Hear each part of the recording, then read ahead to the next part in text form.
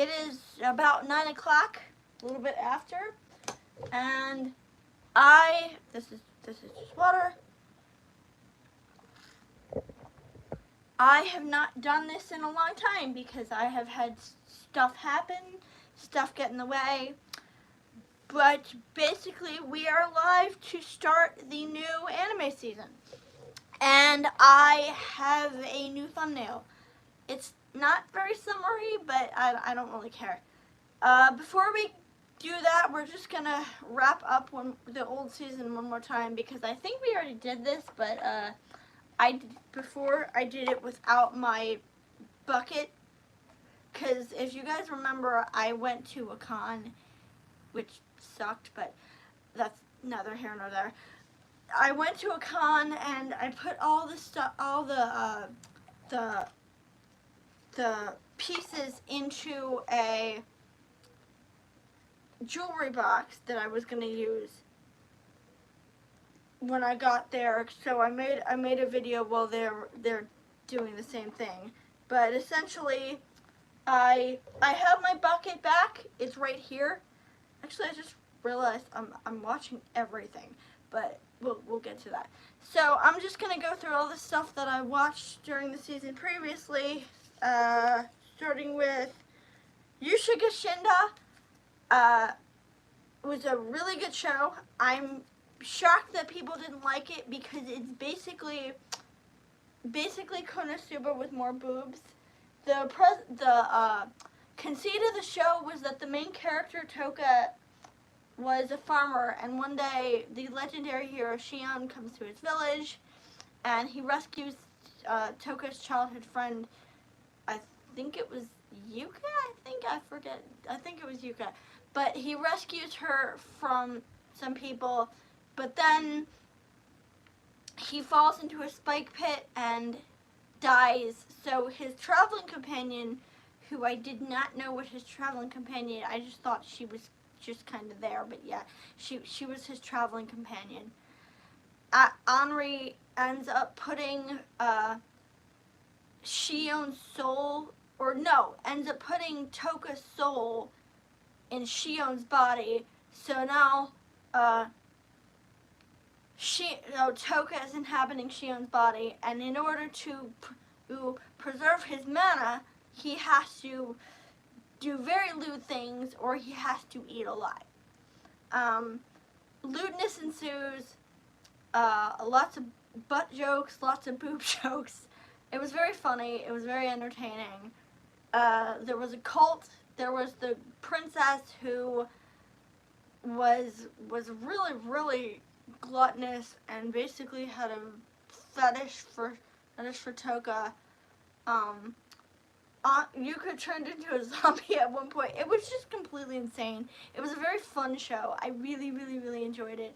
A lot of people didn't, and I understand, but I don't understand why it is that people, you like Konosuba, but you don't like this. I generally enjoyed this, and I think what made this show work for me over Konosuba, personally, is that it was way more over the top and way more out there.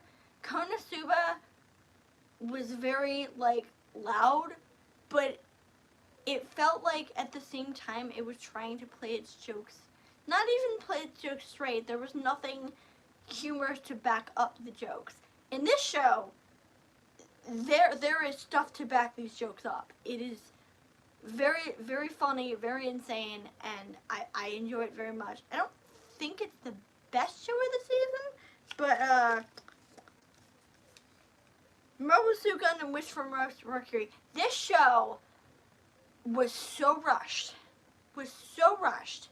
And it's sad because I really wanted to like it, but it felt like this show was supposed to be more course. It felt like this show was supposed to be a lot longer. So the main character is Suletta Mercury, and she comes from to this school, I think to make friends or something, she says, but then she meets this girl Miorine, whose father runs a company, and Miorine is trying to I don't even remember some. At one point, Mirai was engaged to her. That never went anywhere. The Alan, he was a clone, but that never went anywhere. Uh, Most of the plots just did not go anywhere. And it felt rushed. It felt like they didn't have enough time to flesh out any of the stuff they were doing, and personally, I had a huge problem with the fact that the only two brown characters in the entire cast were depicted as terrorists. I may be overthinking that. I may be overreacting, but I had a huge problem with the fact that the only two, and I'm not saying other characters weren't terrorists. I am saying that out of the whole cast, both brown characters were depicted as like unstable. One was a terrorist and one was like experimented on, and Shaletta was like experimented on her mother and is a clone, and at one point she like kills somebody. It did not sit right with me, but maybe I'm just reading too much into it. But anyway, this show was a mess. This show was a mess. Next one is Eye Sleeve, another show I really, really, really wanted to like, because the idea of the main character ending up in another world, but then having to bring skills back from that world to the real world in order to fix his situation, to give himself more confidence, to teach himself to stand up for himself. That is a really awesome idea. And instead, what we got was that was pushed down to the bottom. Well, he went to the other world and like there was assassination. He stopped an assassin, and there was a prince. It felt like the real stuff was pushed to the bottom in order for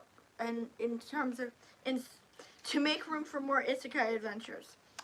Mashle was great. Mashle was awesome. The best way I can describe Mashle is, what if Harry Potter had sex with Mob Psycho 100 and possibly One Punch Man? It's fun. Mash is a really, really, really funny, entertaining main character. I love his deadpan.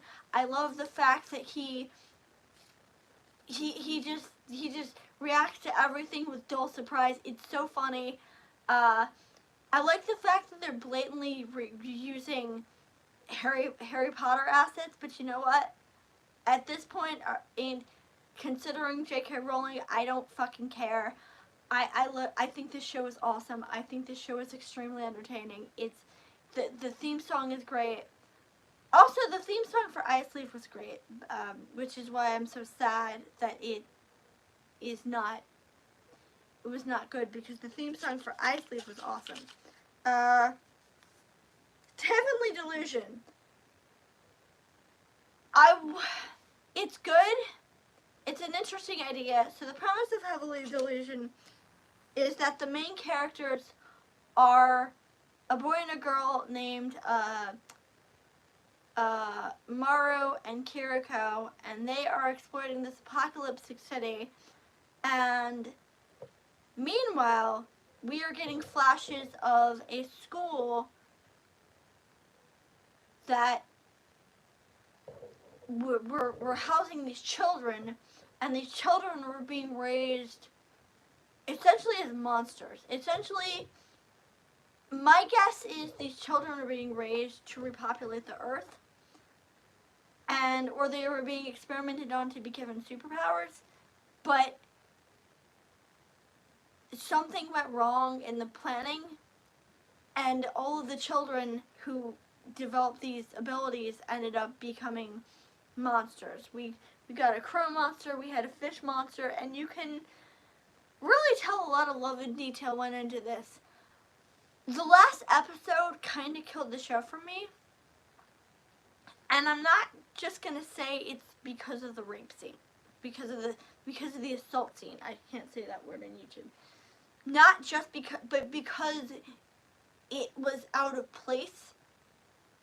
and they didn't do anything with it. And it just, I kind of do hope the show gets a second season, because we know the children are monsters.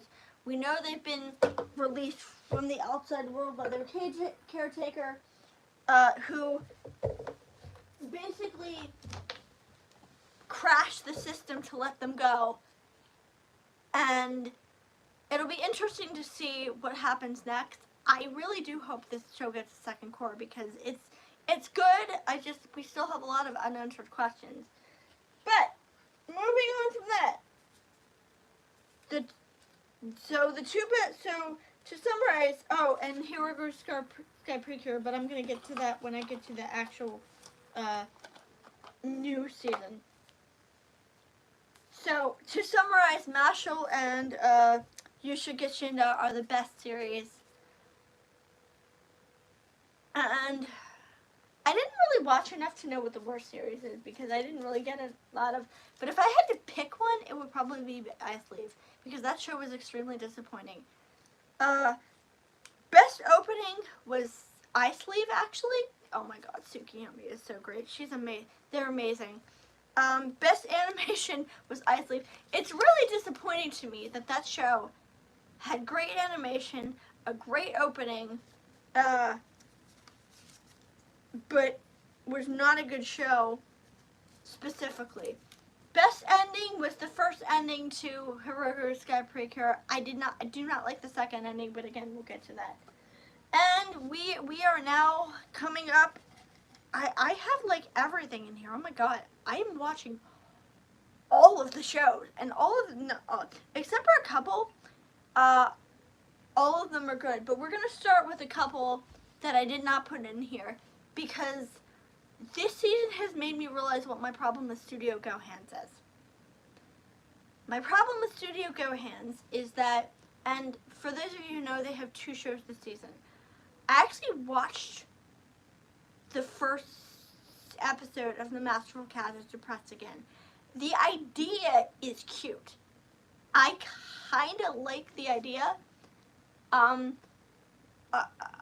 got about 3 minutes into the girl forgot her glasses, and I was like, no. But The Masterful Cat is Depressed Again is where I realized what my true problem with this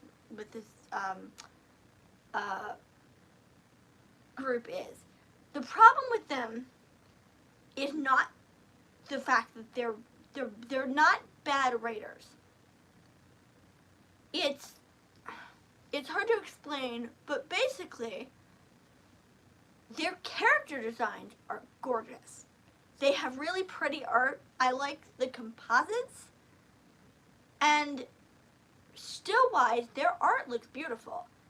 The problem is they are way too reliant on tracking shots and like weird angled shots.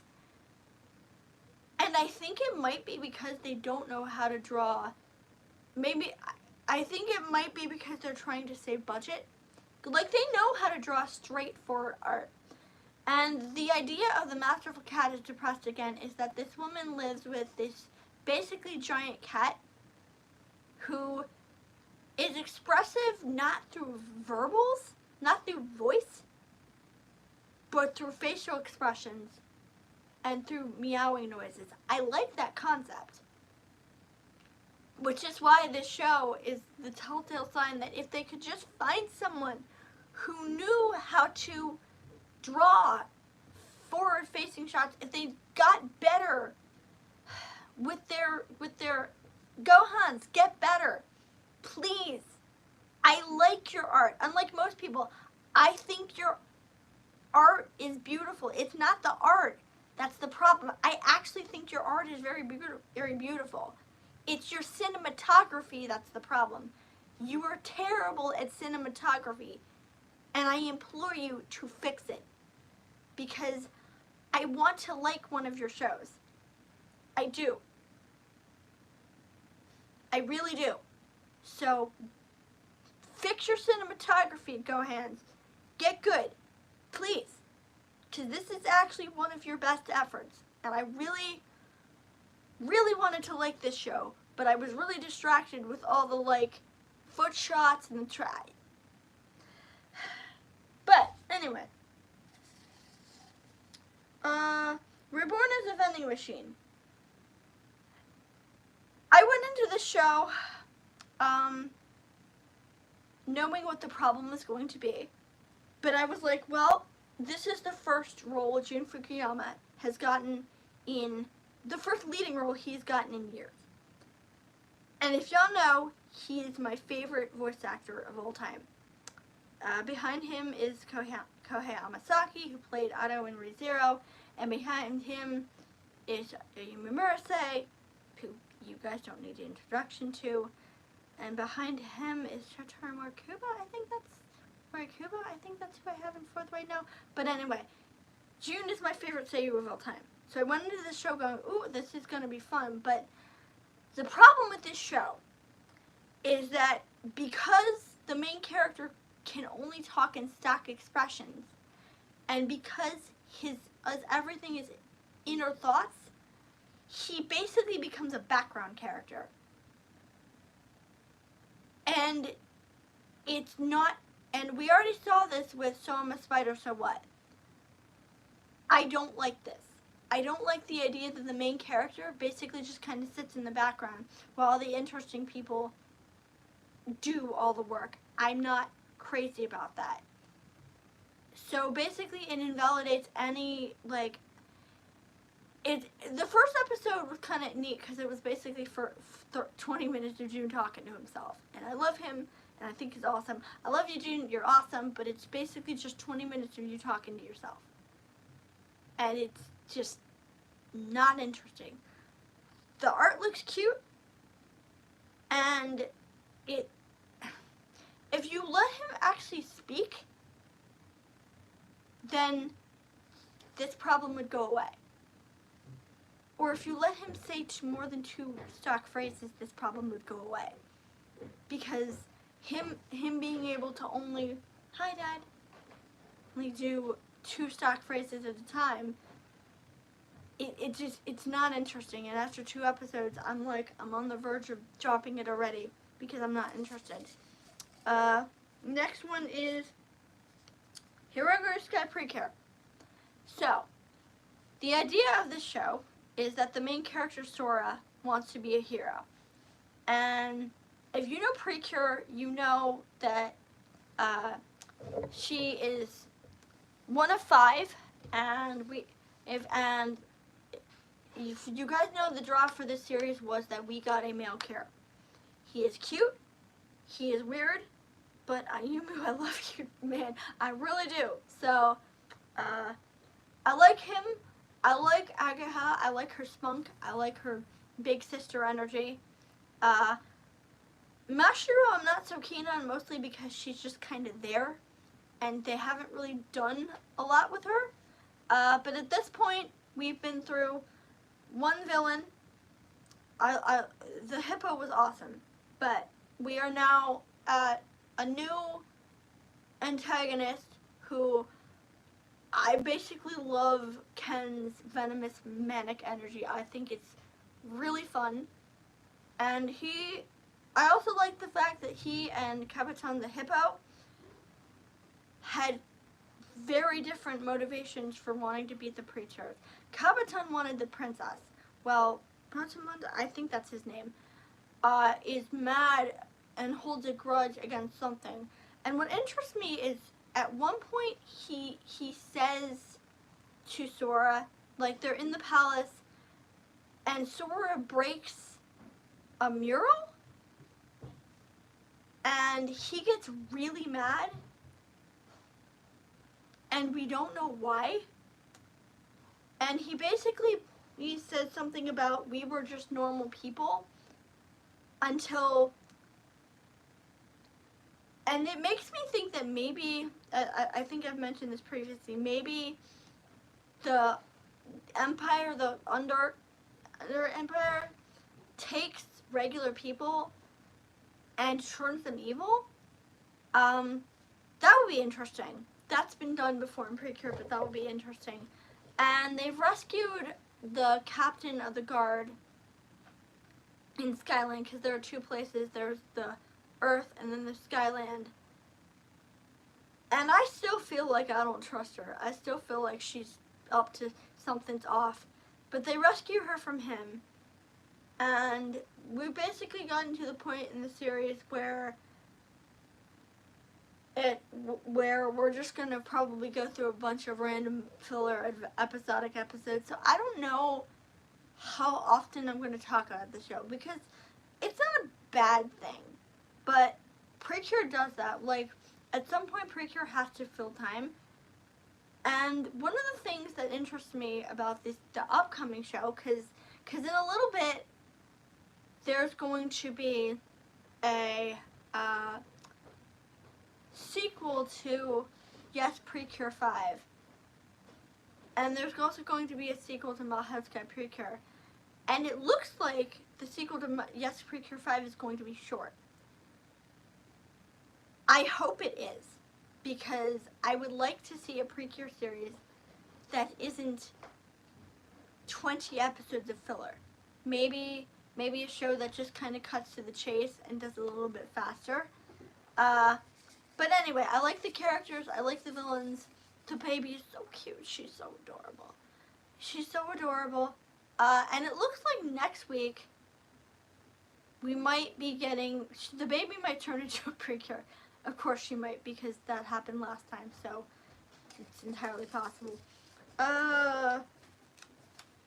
Reign of the Seven Spellblades. So I actually had to look up to find out what this title meant. I don't know exactly for sure what it implies, but according to a lot of people, the Spellblades are not people. So thank you, whoever told me that, because I was racking my brain trying to figure out why a show called Reign of the Seven Spellblades only had 6 main characters.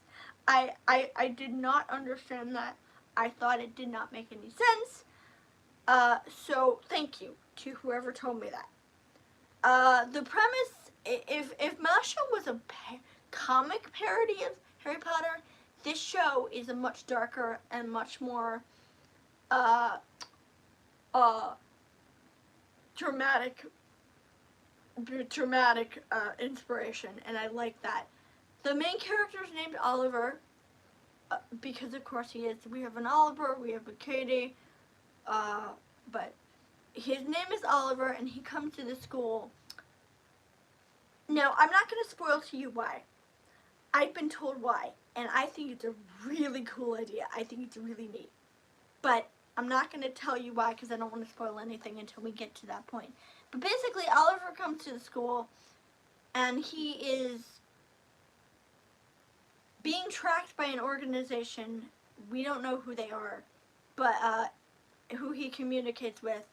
And there are 6 students he befriends. The only thing I don't like is that the show just kind of dumps us into the middle of it.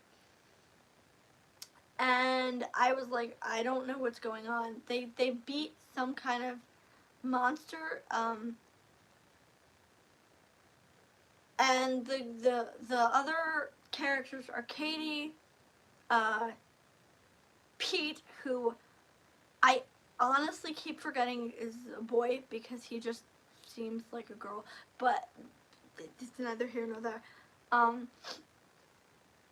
So he seems like, so I keep forgetting he's a boy, but Pete, Katie, oh god, what was his name?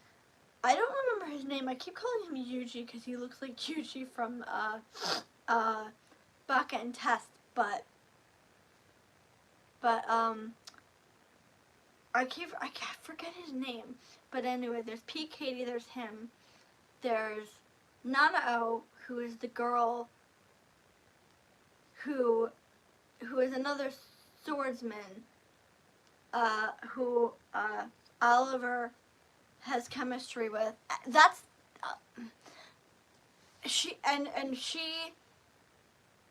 her hair turned white for some reason whenever she fights.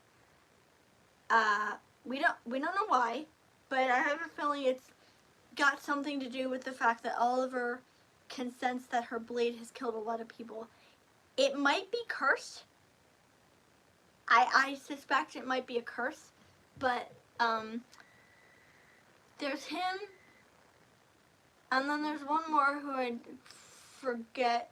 Oh, there's a girl who's American who is the only dark-skinned member of the group. I don't think that's relevant. I just thought I'd point that out. She's the only dark-skinned member. And she's American. And her family, she's an heiress, I believe. So he comes to the school, and it's basically mostly them learning classes, and you have potions.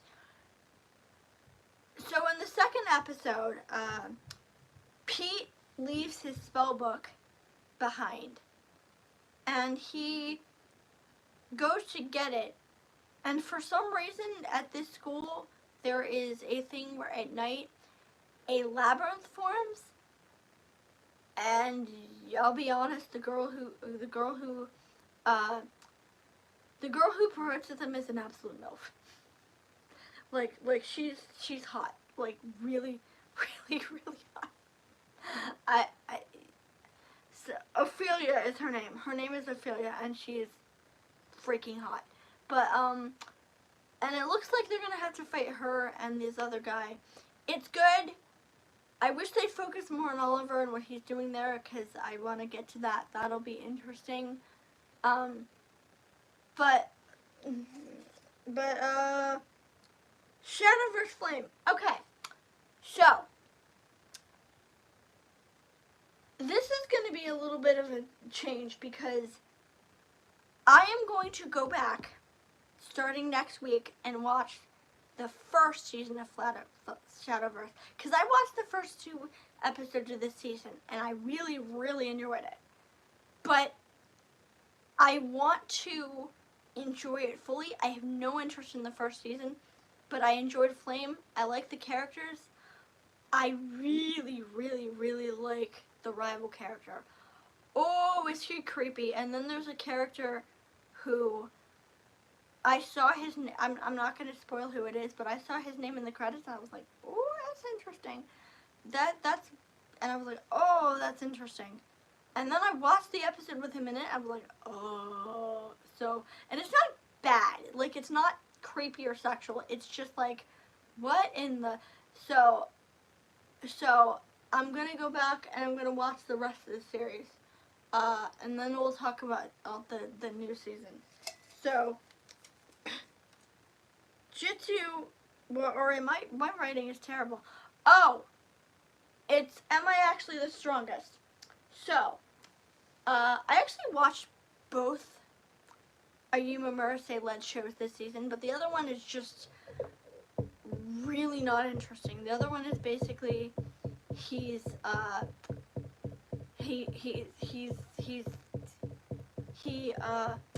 gets reincarnated and he's a pastry chef. I do like the idea that a sculpture fell on him and killed him, like a candy sculpture. That was funny, but they don't do anything with it. Like, it was really boring. So this is more interesting because basically he gets reincarnated and he ends up in the body of the sun, and I forget what the gimmick is. I think it's that he's kind of brutal. Like, there's a scene where he's trying to defend his kingdom, and he finds traitors. Oh yeah, he finds traitors, who have infiltrated the castle, and he catches them, and they're like, please let us go, and he's just like, no, and burns them alive. And I was like, oh, that's interesting. So basically, he doesn't have any qualms about killing his enemies, and that is really neat. I don't remember a lot about the premiere. That's mostly what I remember, but I like it. It's cute, and I love his sister. Oh my god, Charlotte is adorable. And she basically spends the whole of the second episode just following him around. Just following him around, trying to catch what he's doing. There's also a wolf, I believe she is, who ends up following him. And it's all just kind of it's cute, but at the same time, they're very interesting undertones, and I really, really, really like it. But basically, it's the opening is just really cute. So, Undead Girl Mortar Force. So, the gimmick of this show is that the main character is half demon, and every time he uses his powers, the demon half of him starts to take over his body, and eventually it's going to consume him. So he goes and he finds this girl who they don't confirm is a Dullahan, but she might not be. She might just be immortal because somebody stole her body. So all that's left is her head, and she's sentient. She can talk, but they form a group with this girl, her maid, and the main character, whose name Sugamo, I think it is, and Aya is the girl. They form a group, and they're gonna solve mysteries because she wants him. I think it's like he wants to die, basically, because every time he uses his powers, he gets closer to death, but he keeps using them. So she guesses that he wants to die. So in exchange for helping him do that, in exchange for her getting her body back, she's gonna help him die, and they form a detective group. The site I kept trying to watch on kept freezing, so I'm not really sure if the episode ends, if the first case ends this episode. But in episode 2, they go and they find a family of vampires who are being harassed by locals, and the mother of this family was murdered. So it looks like they're gonna have to solve this murder. The only thing I don't like about this show is the opening, and it's mostly because you can really tell that Classy does not speak Japanese well. You know, they're not good at Japanese, so it's very, very awkward, and you can hear it. That doesn't mean the opening isn't catchy. It's just, it's very hard to listen to because they clearly do not speak Japanese well. Heretical Last Boss. Okay. What I like, and let me rewind and let me explain this show. So, this is another reincarnated as the villainous show. But the difference with this show is that, unlike most shows where she reincarnates and the main character is just kind of a bully, this girl was awful. Like, this girl was psycho. Like, actually psycho. She had people murdered. She tortured her staff. She tricked her stepbrother into signing a document that said he was her slave, and then she made him go and murder his mother. She was just a horrible, psychotic person. And she reincarnates into this game, and of course she needs to do everything in her power to prevent this from happening. Although it looks like in the game it might be a fixed point because it's going to happen anyway. Meanwhile, her brother Sale, yeah, that's actually his name, but he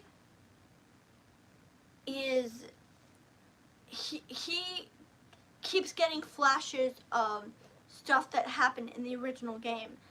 And a lot of characters keep getting stuff. See, this is what happens when people write... See, Endo and Kobayashi, this is what happens when you do sentience correctly. This is what happens when you actually focus on the game and do sentience well. This is what happens. It is a good show, and Stale discovers that her maid, or the person in charge, I forget if he's a knight or the king's aide or something. He is plotting something. So you have that. You have her trying to prevent herself from becoming psychotic, and you also have her relationship with her sister Tiara, who is super cute, and I'm interested to know what her machinations are, because nobody in this show is a good person, fully a good person, and I like that, and I think that that's what makes this show work for me. Also, the opening is straight fire. I have concluded that after my favorite J-pop band retires, because, you know, I love LA Project, but they're getting old. Arika's in her 60s. I know full well that she's going to retire at some point. I hope to be able to see her before she does, but maybe, maybe not. This will be my favorite J-pop band of the current year. Besides Yuri, who is unbelievably talented and is one of the best singers I've ever heard from Japan, Tsukuyomi will be my favorite J-pop band as of right now. They are amazing. I love her voice. Her voice is sharp, it is distinctive, it is beautiful, it is cool, and the songs are catchy, are so catchy. I've had this opening to Ice Leaf stuck in my head for a really freaking long time. I don't remember the ending, but this show is really good. This whole season mostly is really good. Genjitsu no Yohane. This is the only show besides the vending machine that I don't particularly like, but it's not really through any fault of the show's own. I'm going to be straight with you guys. I don't like idol shows. I don't think they're interesting. I don't think they're fun. I don't think that these shows do enough to make the characters into characters. But that being said, at least with this show, there are hints of something interesting happening. So the premise of this show is that, and that's the other thing, I've never watched Love Live a day in my life, so I really don't know these characters, but, so I had to go up and basically look to see who any of these characters are, because I don't know one of them, I don't know a single one of them. But the main character is Yoshiko Aa Yohane, and she is a girl who wants to be an idol, and she goes to the city, and she fails her audition, and she calls her mom, who is by far, in my opinion, the best character in this show, and I'll tell you why. Because she calls her mother, and she's like, hey mom, I just want you to know I failed again. And her mother's like, well, you know, it's been a year. You might want to come home. You're not doing well. You haven't gotten anything. And Yohane's like, well, like, no, I promise you, Mom, I'm gonna get this done. I promise you, I'm gonna get an audition. And her mother's like, okay, but we're not giving you any more money.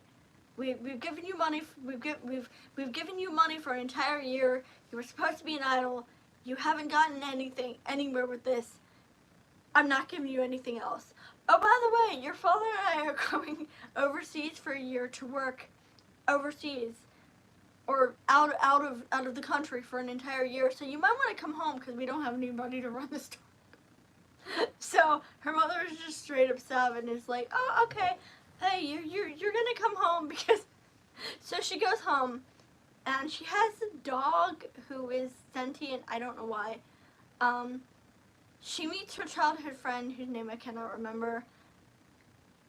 And it's basically just them, like, dicking around doing mostly nothing. Because at its core, this show is still an idol show. And idol shows are basically really slice of lifey, and I do not like slice of life. There are little sparks of something going on in the background, so something interesting is going to happen at some point. I also love Aiko Kobayashi's singing voice. Her singing voice is amazing. Oh, wow. Her singing voice is beautiful. In fact, a lot of the singing voices in A Curse are beautiful. But her singing voice in particular is stunning. Really, really stunning. I like the song from the first episode. I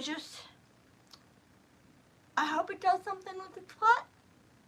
Because as of right now, nothing has happened. Genji, oh, that is the one I wrote it twice. Okay. Okay. Ayaka. Ayaka is by the same people who made K. And the main character is basically about a young man who comes to an island to help protect it from creatures who can form into bigger creatures. It's not bad, and it looks pretty, but it's nothing of note. And the one thing I really don't like is how his friend Jingi keeps throwing him into really bad situations. Like in the first episode, he basically just tosses him into a river, and it's uncomfortable. But most of the show is just, you know, him trying to learn how to control his powers, and he has to, you know. So it's not bad, but I wouldn't say it's the best. Dark Gathering. So, Dark Gathering is a show about a young man. And keep in mind, if it sounds like I'm not giving them names, it's because I don't really remember names. I'm not great with names. So he is afraid of ghosts, and he is haunted. He's cursed to be haunted by spirits. And he meets a young girl named Chika who after witnessing her parents die in a car crash, she develops double pupils, and she's able to see the spirit world, and she witnesses her mother being kidnapped by spirits. And she wants him to help her locate her mother and free her. I admit a lot of the show is really appropriately creepy. Like the scenes of the ghosts, I don't think they're doing enough to define what these things are and why yeah. It's creepy, but at the same time, I don't think we're doing enough to establish this show. The ghosts, we don't know what they are. We know they're spirits, but we don't know why. And I'll be interested to see where this show goes, because oh my god, that thing with the rabbit and her exploded, oh, that was so terrifying. Anyway, Hero Classroom. Main character, I will admit most of my enjoyment comes from the show, the fact that Blade is adorable. Blade is basically Sora from Kingdom Hearts. He's super cute, and he goes to this school to be a hero, and he meets this girl. I don't know if her name is Ernest or Arnest, because the show pronounced it Ernest, but the description calls her Arnest. I don't know. I don't know. But she has, I think this is the one where she has a cursed blade, and she doesn't like to unsheath it, so it's basically just them going through the schools of being a hero classroom. Although I will admit, like I said, most of my enjoyment comes from the fact that Blade is just super cute. So, Liar. This is interesting. Liar, and I had to look this up because at first I thought that maybe this was the same artist as No Kame, because that show was awful, hard to sit through, but it had beautiful artwork.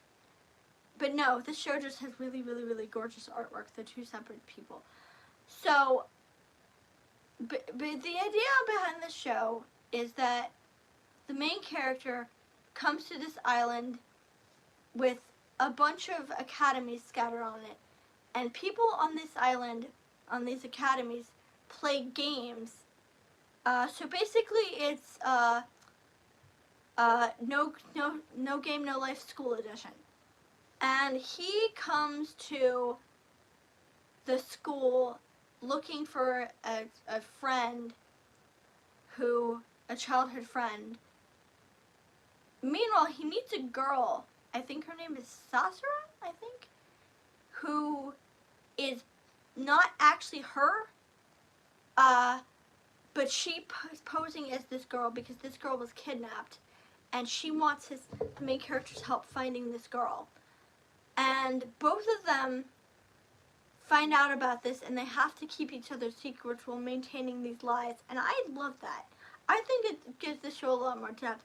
The only thing I don't like is the fact that the main character, when he meets her, it's because she gets splashed with sprinklers water, but for some stupid reason, she decides that must mean that he set it up. I don't know why. I don't know why she thinks that.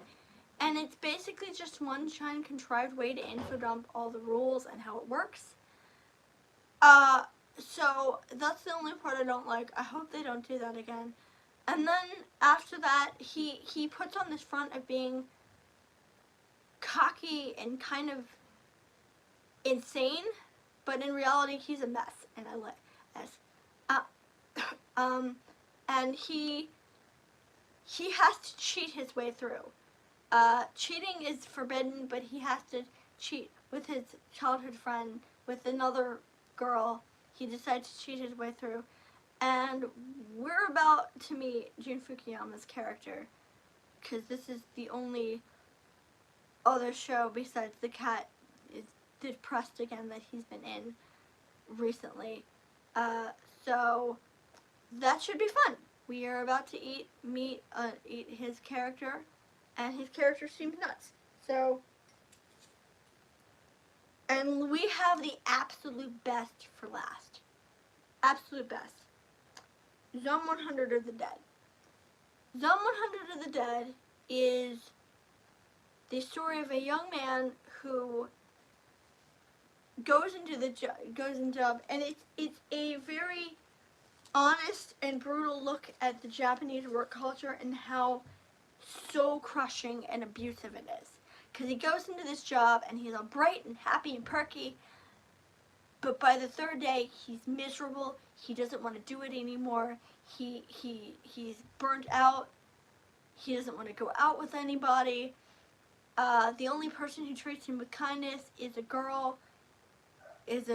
nice girl. Spoiler alert, that doesn't end well, but we'll get to that in a minute. And one day he comes home to find zombies everywhere. Now, most people would be terrified in the zombie apocalypse, but of course he is like, oh, I'm free! I'm free! Oh my god, I'm free!